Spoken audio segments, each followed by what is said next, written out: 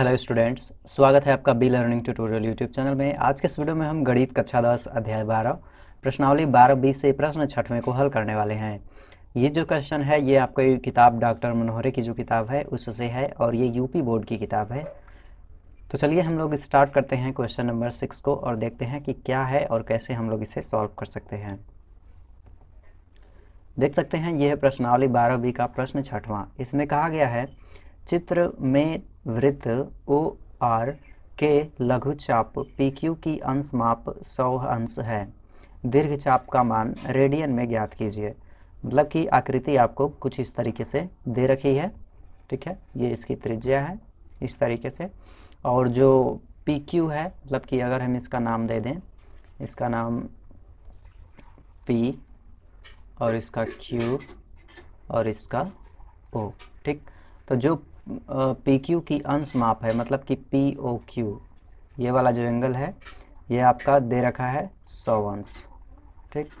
ये 100 अंश दे रखा है और पूछ रहा है दीर्घ चाप का मान। सबसे पहले तो आप समझ लीजिए कि दीर्घ चाप और लघु चाप होता क्या है। लघु चाप का मतलब जब त्रिज्याएं किसी वृत्त को दो भागों में बांटती हैं तो दो चाप बनते हैं। एक जो छोटा वाला चाप बनेगा वो लघु चाप कहलाता है और जो बड़ा वाला चाप बनता है वो दीर्घ चाप कहलाता है, ठीक है।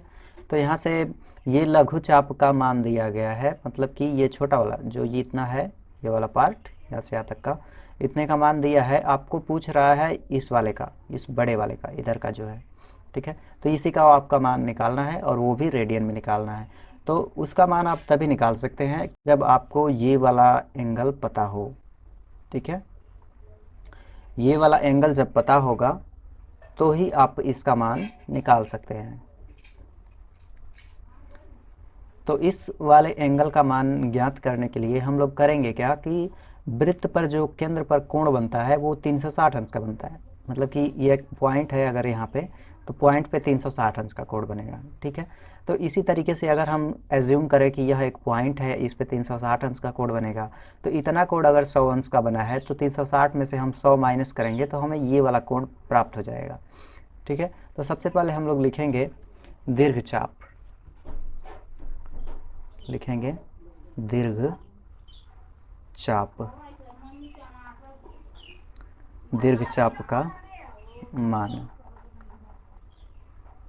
दीर्घ चाप का जो मान होगा वो होगा 360 माइनस 100, और जब हम लोग इसको घटाएंगे तो ये आ जाएगा 260 अंश, ठीक। ये आपके दीर्घ चाप का मान निकल गया है। अब हमें दीर्घ चाप का मान रेडियन में निकालना है, यानी कि हमें थीटा की वैल्यू पता चल गई, कितना है 260 अंश, और वो भी किसके लिए, दीर्घ चाप के लिए, ठीक है। तो अब हम लोग लिखेंगे दीर्घ चाप का मान रेडियन में। जो रेडियन में दीर्घ चाप निकालने का फार्मूला होता है वो होता है थीटा अपान 180 गुणे पाई। ये आपका एक फार्मूला होता है जो किसी भी एंगल को रेडियन में बदलने के लिए उपयोग में लाया जाता है। तो यही फार्मूले का हम उपयोग करेंगे। थीटा की वैल्यू 260 अंश है तो यहाँ पे हम वही रखेंगे, और 180 गुणा पाई। अब देखिए 0 से 0 को हम कैंसिल कर सकते हैं, ठीक है। अब देखिए ये किससे कट रहा है। सबसे पहले हम लोग इसे 2 से काट सकते हैं, 2 9 18, और इसको जब काटेंगे तो ये 13 हो जाएगा, ठीक।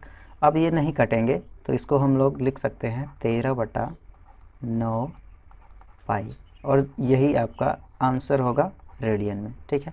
तो ये छोटा सा क्वेश्चन था, आप इसको बहुत ईजिली कर सकते थे। मेन जो चीज़ है इसमें याद करने वाली ये है, ठीक है।